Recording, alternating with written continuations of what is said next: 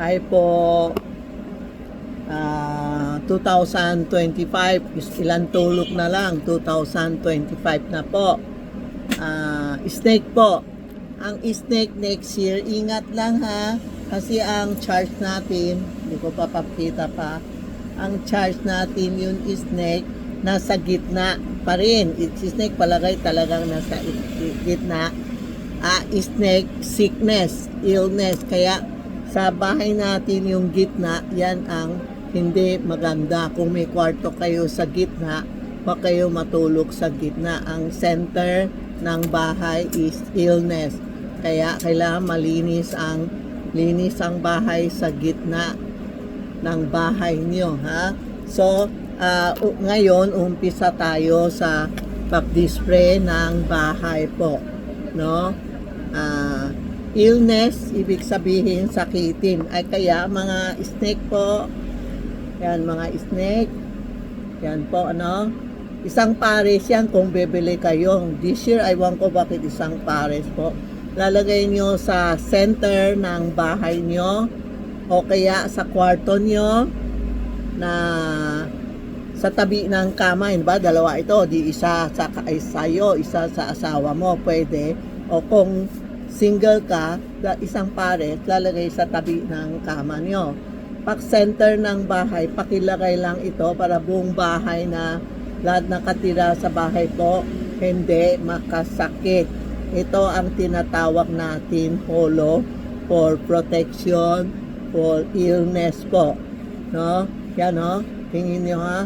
Ang ganda ang holo natin ngayon. May bat, bat is for good luck. Sa Chinese na bat is good luck. Tapos holo, may rui, yan. Ito po yung kasama niya, may bat, ibig sabihin, good luck kayo, hindi kayo makasakit. Kung sino lalapit sa iyo, yung bat. Bat, ano tawag sa Pilipino? Paniki. Paniki. Ang paniki sa Chinese is good luck. Paglimang paniki, bilang natin 1, 2, 3, 4, 5. Paglimang paniki, ibig sabihin good luck. Yan ang hawk is good luck. Kaya lalagay nyo sa ilalim, sa tabi na ang kama nyo o center ng bahay, ha. Screenshot nyo kung pupunta kayo dito, text nyo si Charmy Ongpin, si Rena, or si Tita Maxi, si Inday. Okay po? Tapos ngayon, sa snake po, ang kaaway ng snake ngayon is pig. Kaya mainit ulo mga ipik. No? Ang pig yan, no? Apple. Ang ganda ang apple. Pwede lagay nyo alahas nyo. Pwede wish nyo. Yan, no? Isang pares din. May ano ba yun? Itong dalawa? May ladybug. Ladybug. Dragonfly. Para hindi mainit ulo. Sino talagang hindi mainit ulo? Pig, tiger, sheep, yan, matitigas ulo. Ox, matitigas ulo. Sheep, pig, sino pa? Dragon, yun, dragon, number 1, mainit ulo talaga. Tapos monkey, sheep, yan, tiger, ox, pig, yan, mga matitigas ulo. Parang lahat matigas ulo na eh. Lahat na, wala na yun eh. Ako tiger, mainit din ulo. Pag mainit ulo, tabi-tabi. Ang lalagay natin sa tabi ng kama natin para hindi tayo mainit ulo. O mga nasa office po, pwede nyo ilagay sa tabi nyo para hindi kayo mainit ulo pagpasok ng mga empleyado mo o mga manager. Lie down lang po, ha? Ito rooster, yan ang gusto ko. Itong rooster, sa mga tao na iinggit sa iyo, bahala na sila. Kalma sila. Alam mo, grabe ang nainggit sa akin. Picture ko, video ko, bahala na siya. Bahala na Diyos yun sa kanya.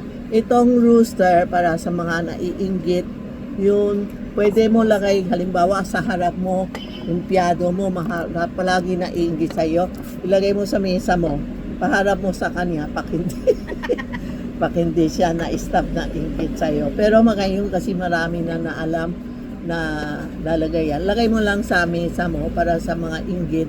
Hindi, babalik sa'yo. Pwede sa bahay, pwede sa tabi ng kama, pero wag na sa office na lang. Ha? O sa bahay, yung mga marites sa bahay nyo, sa kapitbahay, ilagay mo sa living room. Ito ang Mga toxic. anti-robbery, no? Kay conflict. Conflict. Conflict. Sino bagay lalagay ito? Dragon, pig, dog, sino pa? Rat, oo, rat. Kasi ang rat ngayon, anti-robbery. Yun, ingat, baka lokohin kayo, o nako-order, hindi kumuha, o mga scam sa video, o scam sa GCash, ha? Tandaan nyo, ingat sa GCash. Meron pa akong GCash, 13,000, hindi pa nakapasok. Tapos, wag din kayo magpaloko sa makhihiram ng pera, hindi babalik sa iyo. O kaya, order, tapos hindi kukuha. Ingat kayo, ha? Sa mga robbery, laws, and tiger, ox, rat, yan ang ingat tayo, no? Hihiram, ayaw magbayad. O hihiram ng cellphone mo, mamaya mawala na. O ingat, mawala ang cellphone, pera, alahas. Okay? Sa rooster, mga tiger, ox, rat, pig, snake, yan kailangan, ha? Okay po. Itong this year, ang 5 elements, diba? Dati may 5 elements kayo. Ang dasal niya, Ong Mani Padme Hum dito. Ito kasama. Oo. Ong Mani Padme Hum. Ito kasama dalawa pudok. Yan, oh. Makasawa yung pudok. Yan. Kasama yan. Sandali ako makapakita ko sa inyo. Hindi. Mahirap. Yan. Ito. Tapos, mag-asawa yan sa gitna ng pudok. Sa YouTube mo makikita o TikTok, ha? Magpipicture ako. O sa Facebook ni Tita Maxi Matthew o Charmy Ongpin.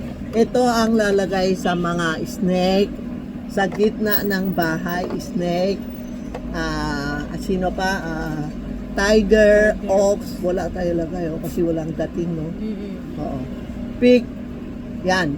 Yung mga, basta yun maganda, hindi magandang feel mo, hindi maganda kayo, o feel mo, palagi inaaway kayo, ilagay nyo ito. Pero lifetime na ito, ha. Yan. Ito yung pudok na number 5, pwede sa tiger, ox, rat, yan ang lalagay nyo. And snake, no? Monkey.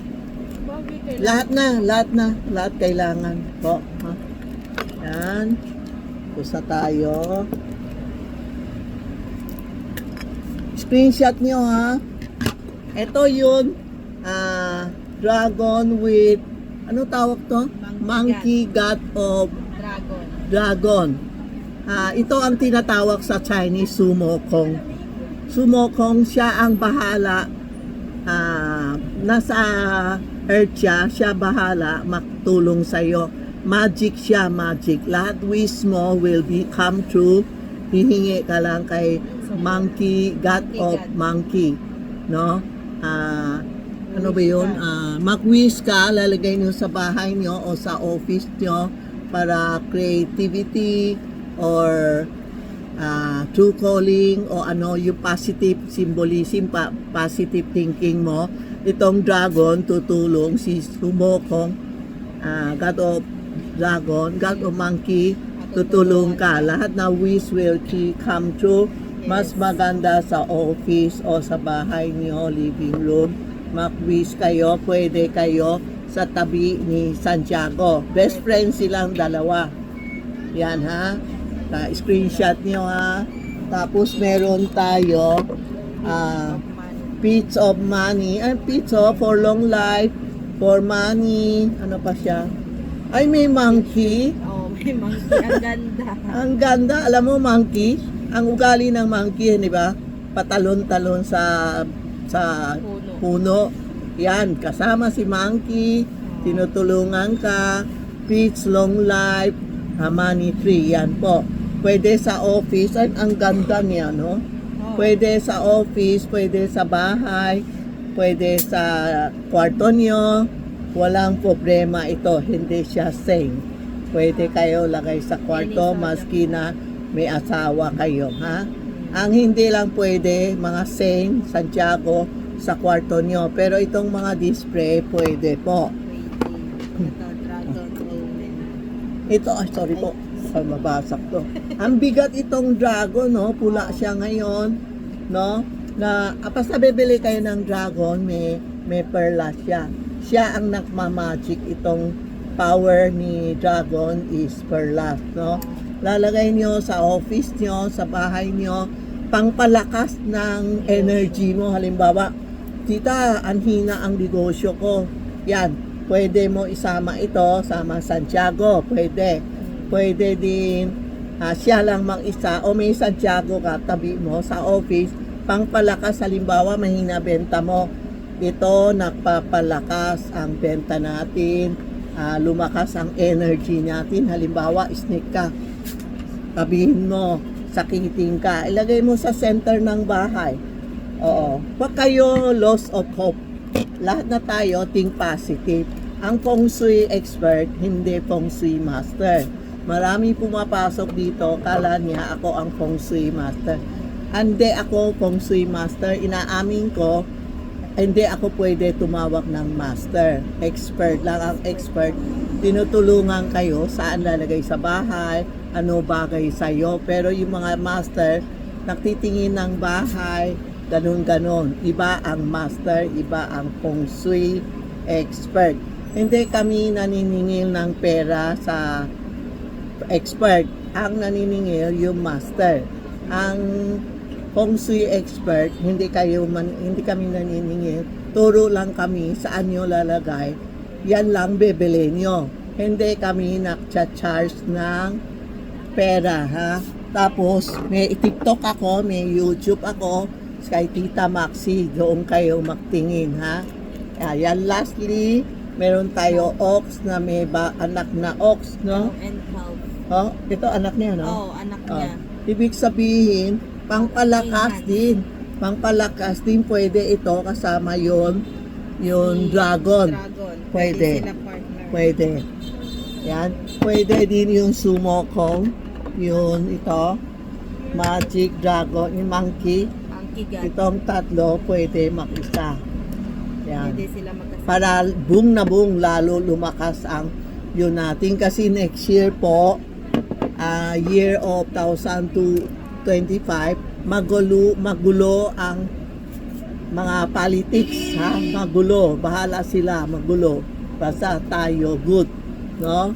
Maniwala ka. Basta lalo sila magulo, lalo tayo think positive na gaganda ang buhay natin, no? Basta magtrabaho tayo, wag tayo mag-lose ng walang pag-asa, ha?